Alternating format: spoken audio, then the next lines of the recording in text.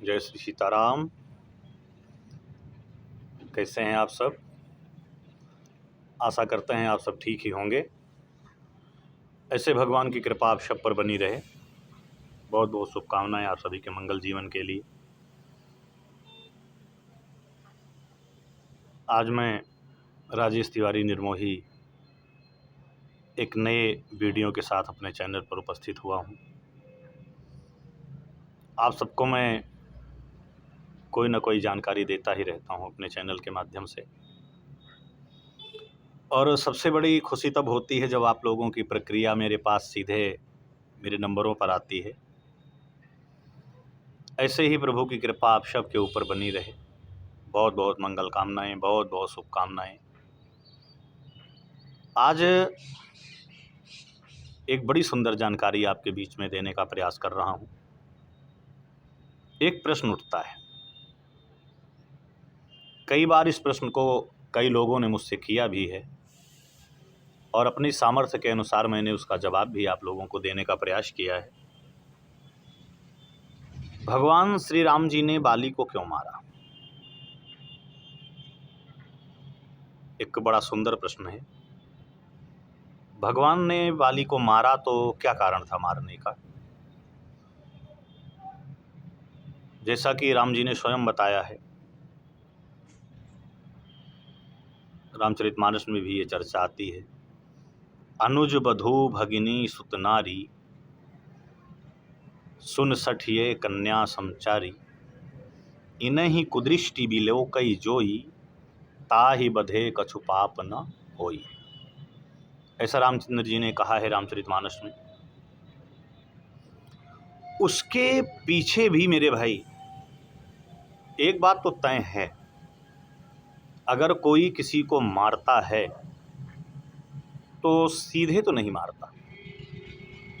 रास्ता चलते हुए किसी को दो चार बातें कह देना, दो चार थप्पड़ मार देना, ये तो अलग की बात है।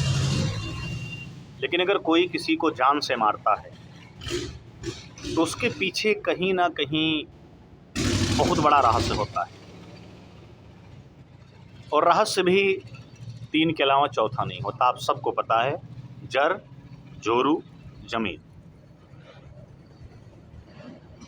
इनके अलावा शायद कोई तीसरी झगड़ा नहीं होती। राम जी ने बाली को मारा, इसके पीछे तो बहुत सारे कारण हैं। अब सारे कारण तो आज मैं आपको नहीं बता सकता, लेकिन आओ करीब 2-3 कारण मैं आपको बताने का प्रयास कर रहा हूं। एक बहुत पुरानी कथा मिलती है जिसमें ये कहा गया है कि एक बार राजा दशरथ जी रानी कैकेयी और माता कौशल्या के साथ आ रहे थे।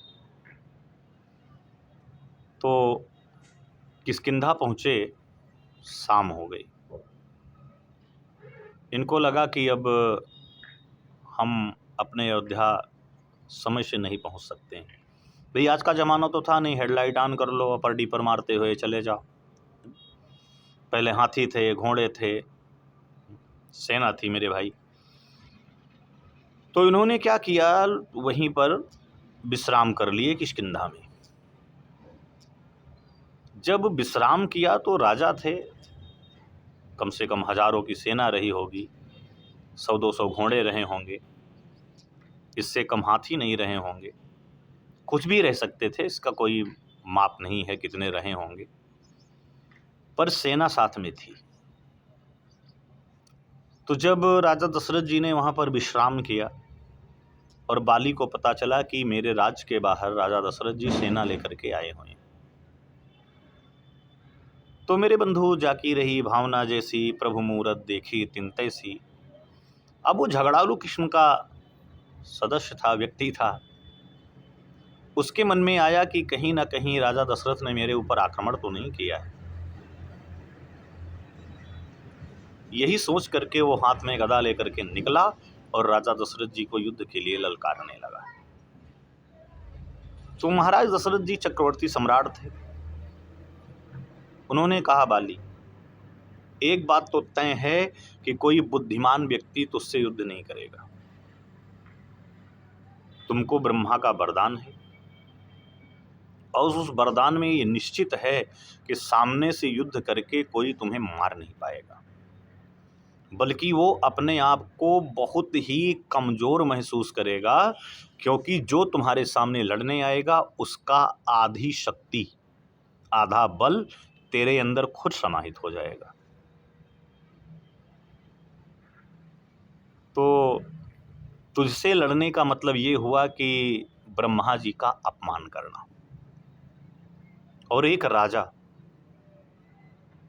और ख़ास तौर पर राजा दशरथ जैसा चक्रवर्ती सम्राट, वो ब्रह्मा को तो छोड़ो, किसी निर्दोष जीव का अपमान करना पसंद नहीं करता, किसी सीधे साधे इंसान का अपमान करना पसंद नहीं करता। तो राजा दशरथ जी ने कहा चलो ठीक है, अब मैं तुमसे अपनी हार बिना लड़े ही स्वीकार कर लेता हूँ। तो उस समय एक प्रथा थी, जो राजा जिससे हार जाता था वो हार स्वरूप में उसका राज चिन्ह ले लेता था और उसी राज चिन्ह यानी राज मुकुट से ही उसके आसन पर उसका अभिषेक किया जाता था। तो बाली ने कहा ठीक है, आपने मुझसे युद्ध किए बिना अपनी पराजय स्वीकार कर लिया है, तो हार स्वरूप में आप मुझे क्या दे रहे हैं, प्रदान क्या कर रहे हैं? तो महाराज ने कहा जो तुम्हें लेना है ले लो।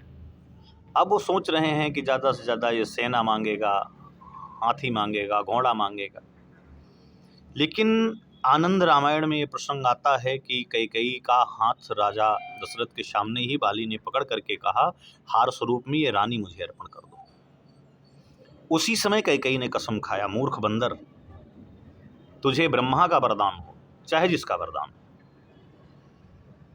लेकिन आज मैं कसम खाती हूँ कि जब तक मैं तुझे मरवा नहीं डालूंगी मैं चैन की नींद नहीं सोऊंगी, और तू तभी तक तेरी जिंदगी सुरक्षित है जब तक मैं माँ नहीं बन जाती।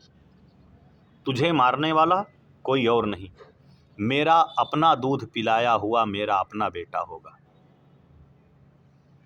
तो कैकेयी का हाथ तो छोड़ दिया उसने, क्योंकि माता कैकेयी सती थी और सती का सामना तो भगवान भी नहीं कर सकते थे।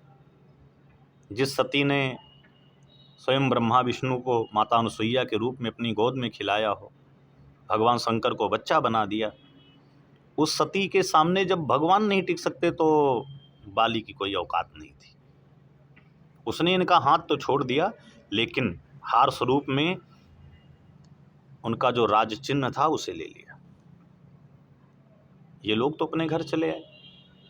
जब कैकेयी को ये पता चला कि राम जी राजा बनने जा रहे हैं, तो माता सरस्वती ने उनको यही बात याद दिलवाया था। कुछ लोग कहते हैं सरस्वती ने मति भ्रष्ट कर दिया।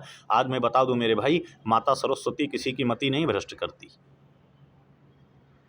माता सरस्वती बीते शब्द जो मस्तिष्क में विलुप्त हो गए हैं उनको याद दिलाती हैं। इसीलिए कोई कथाकार हो, कीर्तनकार हो, संगीतकार हो या स्कूल का विद्यार्थी हो, वो सबसे पहले अपनी दिनचर्या की शुरुआत माता सरस्वती के वंदना से ही करता है।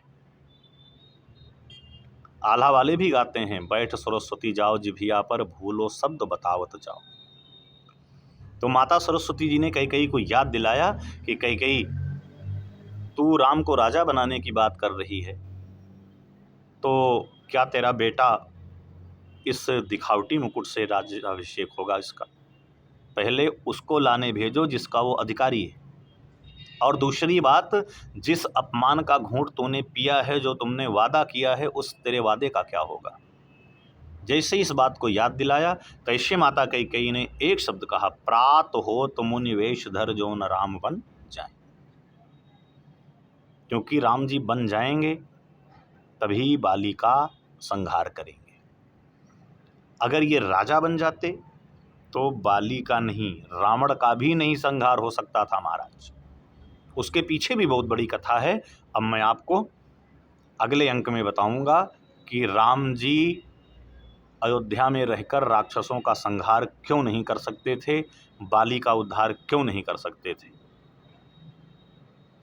बस इसी बात के लिए माता कैकेयी ने उन्हें वनवास मांगा। और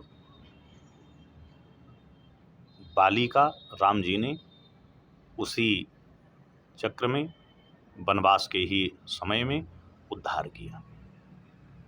अब एक प्रश्न आपके मन में जरूर आया होगा कि बाली को तो राम ने मारा, तो रावण को क्यों मारा? इसके पीछे भी कथा है, मैं आपको अगले अंक में जरूर बताऊंगा। अगर ये वीडियो अच्छा लगा हो तो इसको ज़्यादा से ज़्यादा लाइक करें, शेयर जरूर करें। इतना शेयर करें कि लमसम जितने राम भक्त हैं, भगवान के भक्त हैं, उनके मोबाइल में ये मेरी बात जरूर पहुँचे, ताकि एक शंका उनके मन से विलुप्त हो जाए, इसका समाधान हो सके। और ज़्यादा से ज़्यादा हमसे जुड़ने के लिए हमारे चैनल को सब्सक्राइब करें। जय श्री सीताराम, जय श्रीमन नारायण, जय जय श्री राधे।